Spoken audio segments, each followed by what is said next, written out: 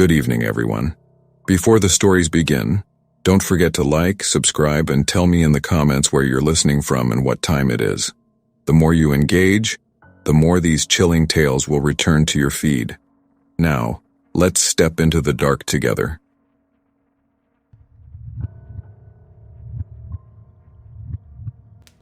I spent most of last winter working in Prince George, British Columbia, doing construction gigs that paid decently but never lasted more than a few weeks.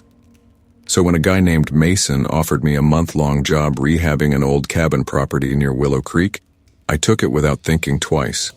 Winter was closing in and steady income meant I could finally get ahead on bills. The catch, though, was that the cabin was deep in the woods about 40 minutes outside of town. No neighbors, no cell service, no backup unless I drove all the way back into reception. Mason told me ahead of time that the property used to be owned by some old survivalist dude who had passed away and left the place abandoned. We just had to demo some rotted flooring, fix the deck, and clear out junk inside so the new buyers could convert it into an Airbnb. I'd worked on secluded properties before, but something about this one felt different the moment I pulled in. The snow wasn't thick yet, but the trees around the cabin were tall and close enough that it felt like the woods were pressing in on the house from all angles. The driveway was narrow and so old that frozen weeds stuck through the packed dirt. The cabin itself sat low to the ground, darker than the pictures Mason had sent, almost like it was hiding. When I parked, I didn't immediately get out. There was this heavy stillness outside, the kind you usually hear right before an animal steps out of the brush. Except nothing moved. Not a sound, not a branch, not even the wind. I tried shaking it off. I'd had crappy starts on job sites before. I unloaded my tools, carried everything inside, and immediately felt a shift. The interior didn't smell rotten like I expected. Instead, it smelled stale, like someone had been living there without opening a window for months. The air was warm too, which didn't make sense. There was no electricity, and the wood stove wasn't lit. But the weirdest part was the back bedroom. The door was shut tight. When I tried to open it, it only cracked an inch before hitting something on the floor. Probably junk, I thought. The old owner supposedly hoarded survival gear. I got to work in the main room, ripping up warped planks, bagging trash, clearing out shelves. The day went fine. Uneventful. By sunset, the temperature dropped fast and I could see my breath hanging in the air even inside the cabin. I set up the portable heater I'd brought and ate dinner on the cooler. I'd planned to sleep in my truck, but stepping outside felt like a death wish. The sky had gone pitch black and the moon was hidden behind clouds. The cold was sharp, almost wet. That kind of cold that sinks straight through your jacket.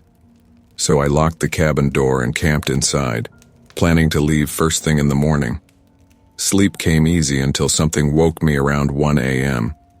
It wasn't noise exactly, more like the feeling that someone had stepped into the room. I lifted my head and looked around with my phone flashlight. Nothing. Just old walls and old shadows. I let myself breathe again and laid back down. Then I heard it. Just once. Quick. A heavy thump from the back bedroom. I froze completely. It wasn't the settling kind of sound.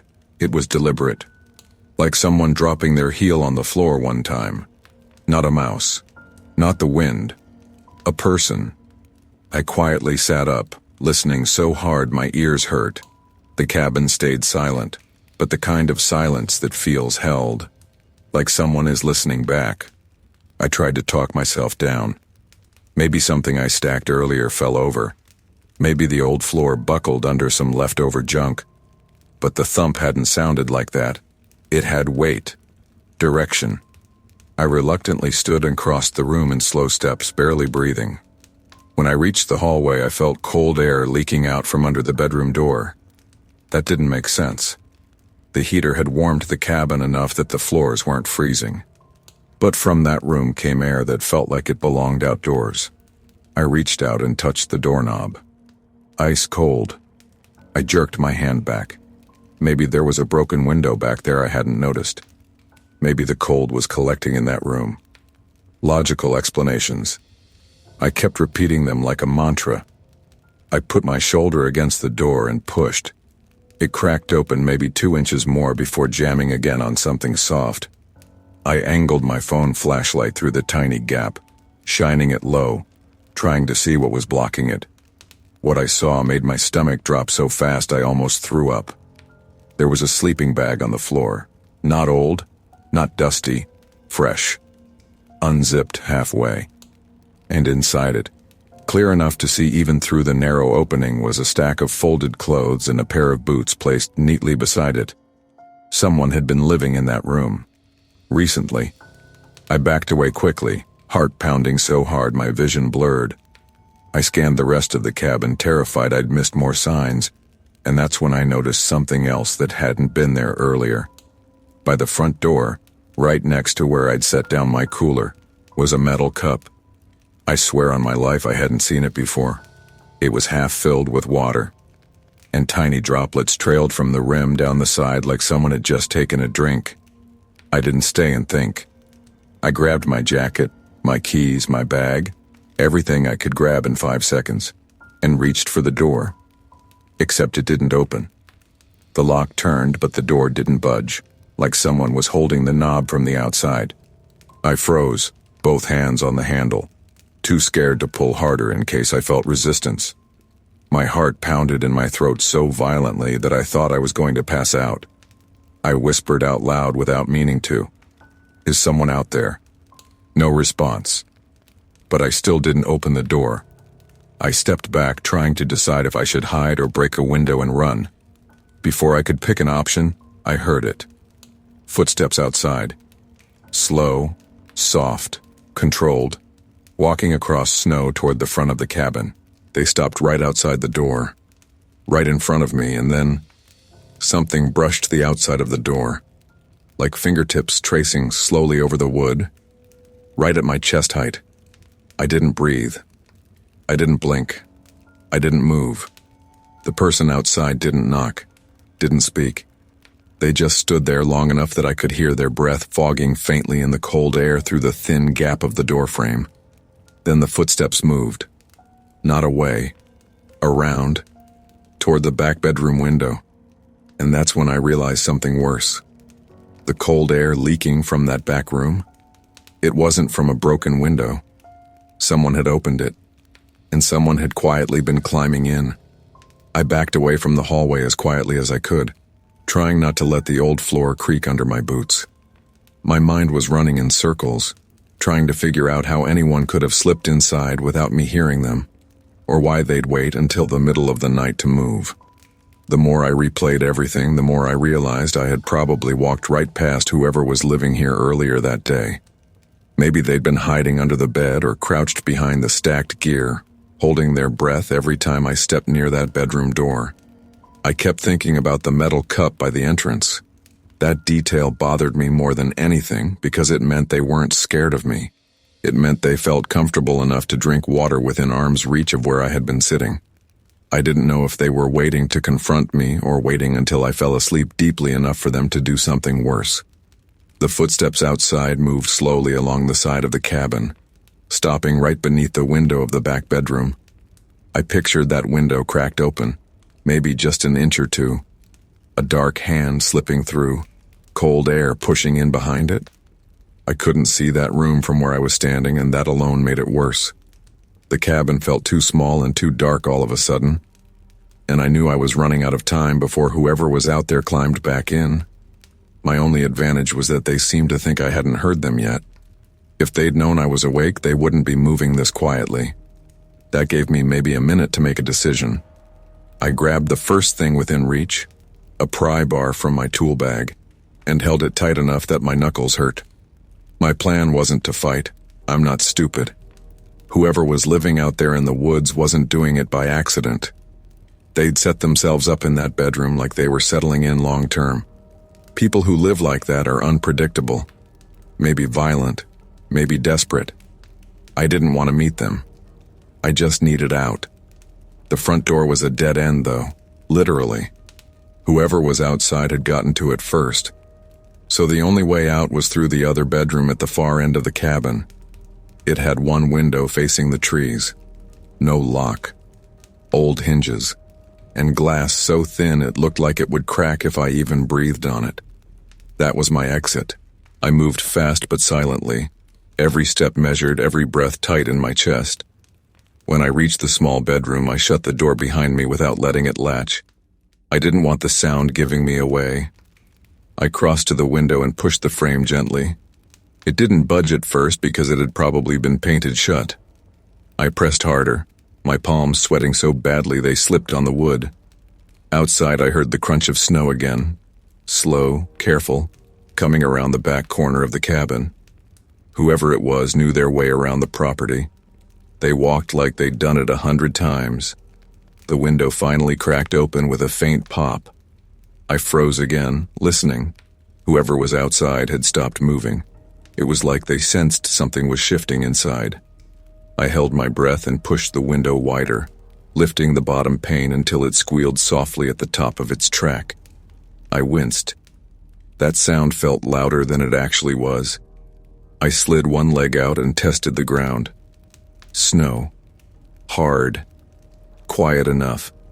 I ducked under the frame and eased the rest of my body out, clutching the pry bar like I was holding onto the edge of my life. Then I shut the window behind me, leaving it just slightly ajar so it wouldn't slam. The woods were dead silent. Even the air felt brittle, like it would snap if I moved too fast. I crouched low and stayed close to the wall of the cabin as I made my way toward my truck. I didn't see the person at first, but I heard them. The faintest shift of snow near the back corner. A soft exhale. Someone was standing there, maybe 10 feet away, waiting for me to come looking for the source of the noise. They weren't expecting me to slip out the opposite side. I used that. I kept moving, steps slow and steady, so I wouldn't attract attention with sudden movement. I got to the edge of the clearing and could see my truck parked at the entrance of the driveway. It was only 20 yards away, but those 20 yards felt like a mile of open ground with nothing to hide behind. I tightened my grip on the pry bar and sprinted. I didn't look back at first. I just ran full speed, boots slipping in the thin layer of snow. I hit the truck, yanked the door open, and jumped inside. My hands shook so badly I couldn't get the key into the ignition on the first try.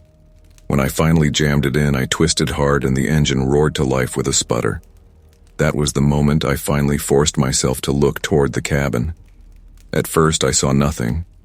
Just dark wood and darker trees behind it. Then someone stepped out from the shadows beside the bedroom window I had crawled through. They were tall, bundled in layers of mismatched winter clothes. But the face is what I'll never forget. The bottom half was wrapped in a scarf. The upper half was hidden behind the kind of ski goggles you'd wear in a blizzard. It was impossible to tell if they were staring at me, but I felt their attention like a weight.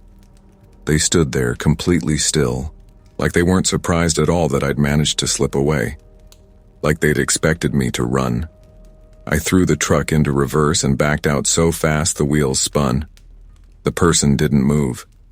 They just watched me, calm, silent, like they had all the time in the world. When I finally hit the road and sped away, I kept checking my mirror, expecting headlights behind me. But there was nothing. No one followed. No one chased. That somehow made it worse. It meant they weren't panicked. It meant this wasn't over for them. People like that don't forget strangers who discover their hiding places. They don't forget faces. They don't forget names. And I had left my tool bags inside the cabin. My name was written across every one of them. The next morning, I tried calling Mason to tell him I was done with the job. He didn't pick up. Hours passed before he called back, and when he did, he sounded irritated that I'd bailed. I told him what happened, every detail. I figured he'd at least act concerned. But the first thing he asked me was whether I'd locked the place before leaving. I told him no. I'd been too busy trying not to die. He sighed slowly, like I'd made his life harder. Then he said something that made my blood run cold. He told me he hadn't hired me alone. He'd hired another guy to work the job before me, a local, someone who lived in Prince George. That guy had quit after one day, too. Not because of the weather or the distance, but because, according to Mason, the guy claimed that when he stepped outside to smoke, someone opened the cabin door behind him and closed it again before he turned around. Mason brushed it off, saying the guy was probably paranoid or high. But when he said the guy's name, something clicked in my brain. I recognized it. It matched the name written on the folded clothes inside the sleeping bag in the back bedroom. The previous worker never actually left the job. He'd stayed in that cabin, and someone else had stayed with him.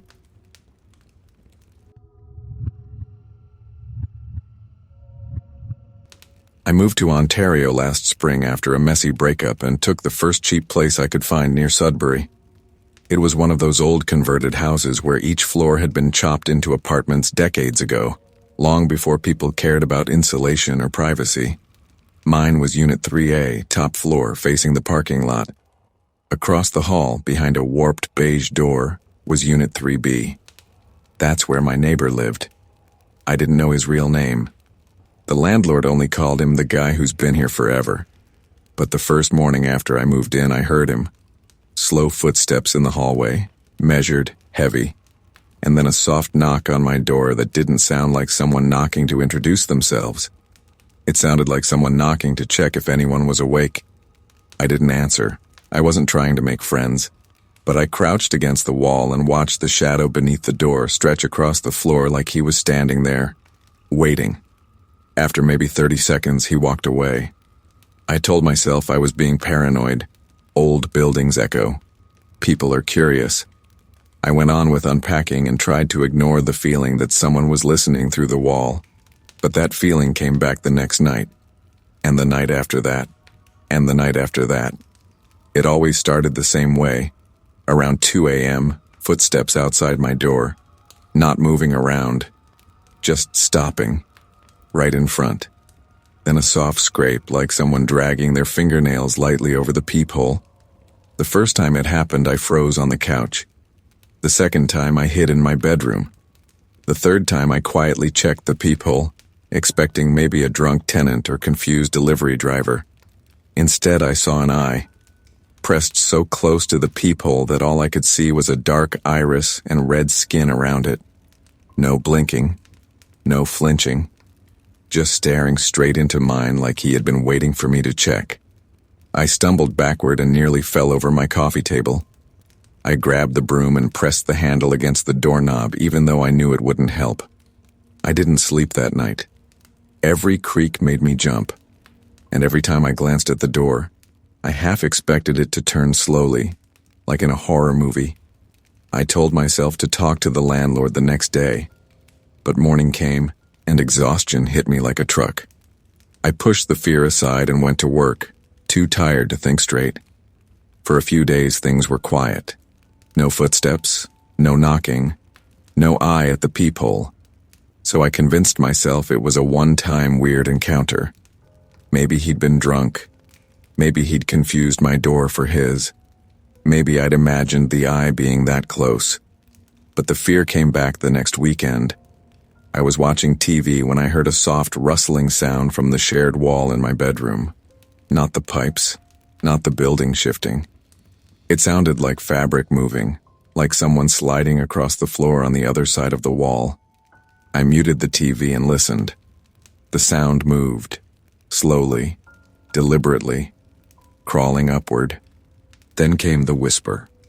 Not loud, not words, just a low, breathy murmur pressed directly against the wall behind my bed. I stood up so fast my knees cracked. The whispering stopped instantly, like whoever was doing it realized I was listening. That night, I dragged my mattress into the living room. I didn't go into my bedroom again. A few days later, I caught my first full glimpse of him. I was coming up the stairs with groceries when he opened his door across the hall. He was tall and pale with thinning gray hair and a posture that was unnervingly straight, like someone standing at attention. But it was his expression that made my stomach twist. He smiled at me. Not a normal neighborly smile. It was too wide, too slow, and it didn't reach his eyes. He looked at me like he already knew everything about me, like he had studied me. And then he said, You're quieter than the last girl." I froze with the grocery bag cutting into my fingers. I hadn't said anything. I hadn't asked what he meant. He just said it like a casual observation. When I didn't respond, he continued, "But you leave your lights on longer." As he spoke, his eyes drifted to my door, reading the faint marks around the handle. Scratches I'd never noticed before. Scratches I was certain weren't there when I moved in. I tried to step past him, but he leaned his shoulder against his doorframe, blocking part of the hallway. "Long nights can get lonely up here," he said. "Walls are thin, sometimes too thin." His voice dropped on the last part, like he wanted me to think about what I had heard through those walls. I hurried into my unit, locked the door, and immediately shoved a chair under the knob. That night I emailed the landlord and demanded they move me to another apartment. The reply came the next morning. "Unit 3B has been empty since March. The previous tenant passed away in the hospital months ago." I stared at that sentence for a long time, because it didn't make sense. I'd seen him. I'd talked to him. He lived across the hall. He knocked on my door. He stared at me through the peephole. I reread the email 5 times, "Empty since March." I didn't know what to believe. Logic told me the landlord was mistaken, but fear whispered something else. That whoever lived in 3B wasn't on any lease. That maybe he wasn't supposed to be there at all. That maybe he'd been hiding after the last tenant died, living quietly, secretly, listening through walls that were too thin. The next night I decided I needed proof. I needed to know whether the landlord was confused or lying. So at 1 a.m. I crept into the hallway and stood outside 3B. The door looked normal, scratched, old, paint peeling, no lights beneath the frame. I pressed my ear against it. At first, nothing. Silence. Cold. Still air. Then I heard it. Breathing. Slow, ragged breathing. Right on the other side of the door, like someone was lying flat on the floor with their mouth against the crack beneath it. Then the breathing stopped, and a quiet voice whispered, "I knew you'd come." And the doorknob started to turn. The second I saw the knob on Unit 3B begin to turn, I stepped back so fast my heel hit the opposite wall. I didn't even think. My body just reacted. The hallway felt too narrow, too quiet, and every instinct in me screamed to run. But something kept me frozen there for a moment, long enough to see the knob twist halfway before stopping. Whoever was on the other side didn't open the door. They just held it at that angle, like they wanted me to imagine the rest. Then very slowly, the knob turned back into place. A soft click followed, and then silence. I backed toward my door, unlocking it so frantically that the key scraped against the metal. As I slipped inside and locked it again, I pressed my back against the wood and waited for footsteps in the hall. None came. No movement. No breathing. Nothing. That somehow scared me more than if he had chased me. It meant he was patient, calculated, confident. I didn't sleep. I kept every light on and sat in the living room with a kitchen knife beside me, listening to every little noise, every shift of the building, every gust of wind outside. Morning felt like it took days to arrive. When it finally did, I packed everything I owned into my car as fast as I could. I didn't care about my deposit or notice period, but when I opened my front door, something was waiting for me on the floor. A Polaroid photo.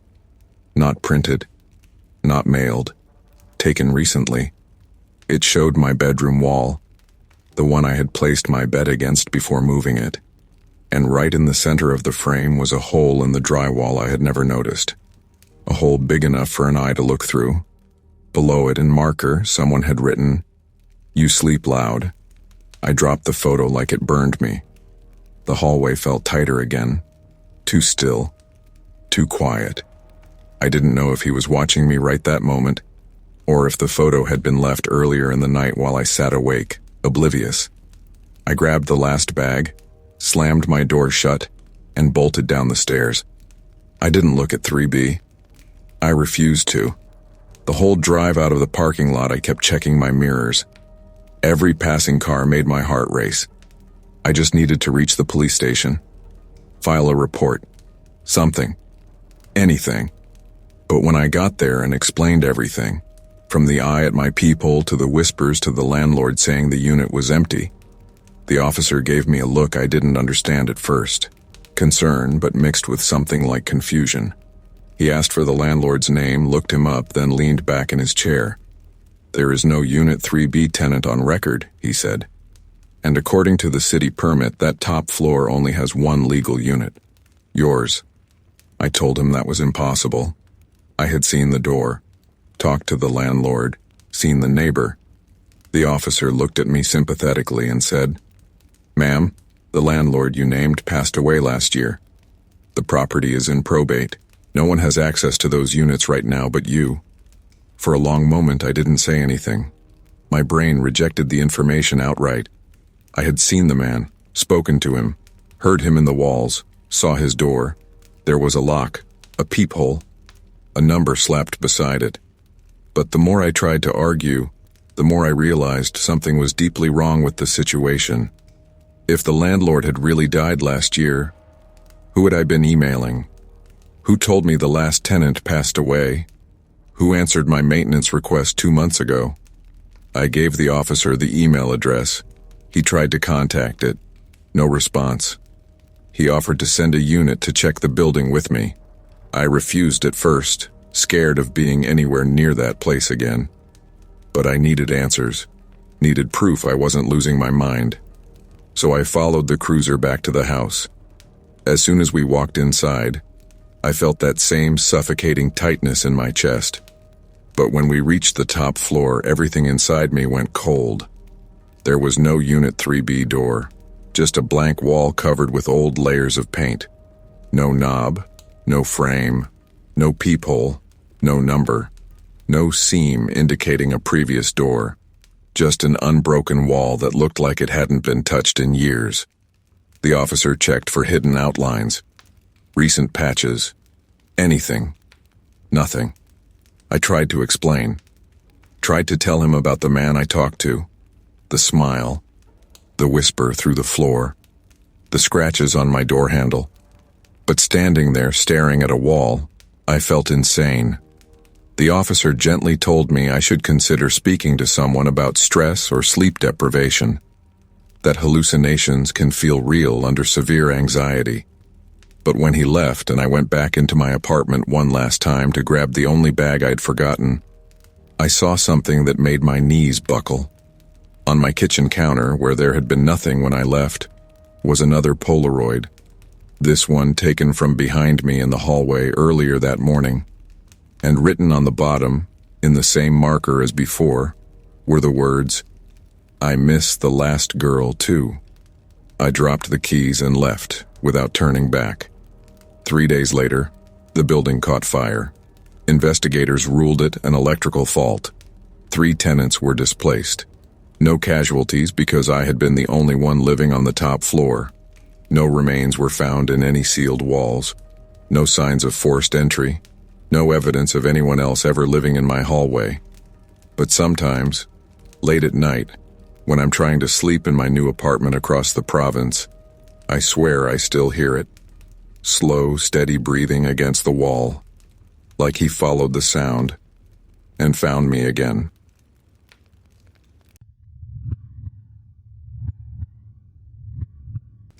After my husband died in a highway accident outside Banff, the house in Calgary felt too big and too expensive for just me and my 6-year-old daughter Lily. I converted the basement into a rental suite so I could keep the house. I screened dozens of applicants before choosing a man named Joel. Mid-30s, quiet voice, clean references, and nothing unusual except how little he talked. He moved in with only 2 duffel bags and a mattress still wrapped in plastic. He thanked me 3 times for renting to him. Something about his politeness made me feel safe, or maybe I just wanted to feel safe. The first weeks were uneventful, and honestly, I was relieved. No noise, no late-night music, no strange visitors. Joel left early for work and came home late. I rarely saw him. except for one small discomfort I tried to ignore.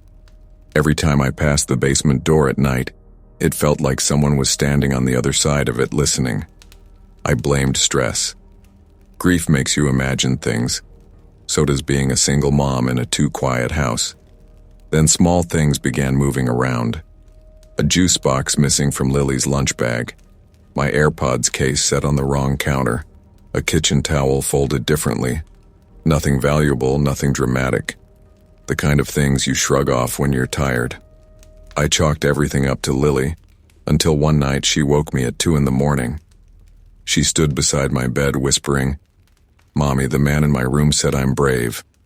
My heart nearly stopped. I sat up so fast she flinched. I carried her back to her room, turned on every light, checked the closet, checked under the bed, checked behind the curtains. Nothing. I asked her if she dreamed it, and she shook her head. "No, Mommy. He stands right next to my closet and tells me stories. He sounds like Daddy." That part hit me like a punch. Lily barely remembered her father's voice. I forced a smile and told her sometimes dreams feel real. The next day I pushed the thought away. Work, school pickup, dinner, routine held me together. But 3 nights later, I heard something that made my skin crawl. Slow, soft footsteps in the hallway outside my bedroom at nearly 3 a.m. The kind of step someone makes when they're trying not to be heard. I grabbed my phone and listened hard. The basement door was cracked open. I knew I'd closed it earlier. It was a reflex I'd had since my husband's death. That door always needed to stay shut. I closed it again and locked it. I didn't sleep after that. The following morning I rationalized. Maybe Joel had come upstairs to ask something and changed his mind. Maybe he was restless. But the unease stayed with me, so I decided to install a cheap motion-activated camera in the hallway where it could see both Lily's room and the basement door. It felt paranoid, but something in my gut kept whispering that this wasn't normal. The first 2 nights showed nothing unusual. Just me getting water, Lily going to the bathroom once. Normal life. Then the 3rd night happened. My phone buzzed at 3:20